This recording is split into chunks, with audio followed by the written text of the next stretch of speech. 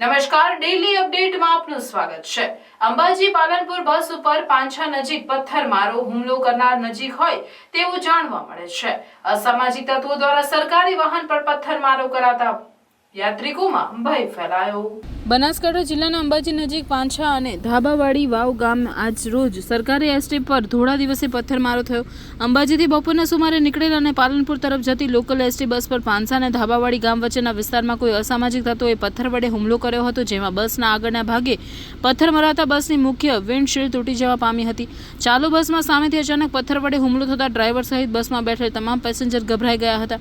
એકાએક ચાલુ બસમાં પથ્થર આવતા કાચ તૂટતા ડ્રાઈવરે બસ રોકી બહાર નીકળી તપાસ અર્થે બહાર નીકળ્યા હતા, પરંતુ આસપાસ કોઈ જોવા મળ્યું નથી। મુખ્યત્વે આદિવાસી વસ્તી ધરાવતા આ વિસ્તારમાં ઘણા વર્ષો પહેલા સાંજના સુમારે પથ્થરમારાની ઘટનાઓ સર્જાતી હતી, ત્યારે આ દિવસ દરમિયાન બનેલ ઘટનાથી યાત્રિકોમાં ભયનો માહોલ સર્જાયો છે। ઘટના બનતા તાત્કાલિક અંબાજી પોલીસ સ્ટેશને જાણ કરાઈ હતી અને હુમલો કરનાર તત્વો વિરુદ્ધ શોધખોળ અને કાર્યવાહી કરવાની દિશામાં પોલીસ કામ કરી રહી છે।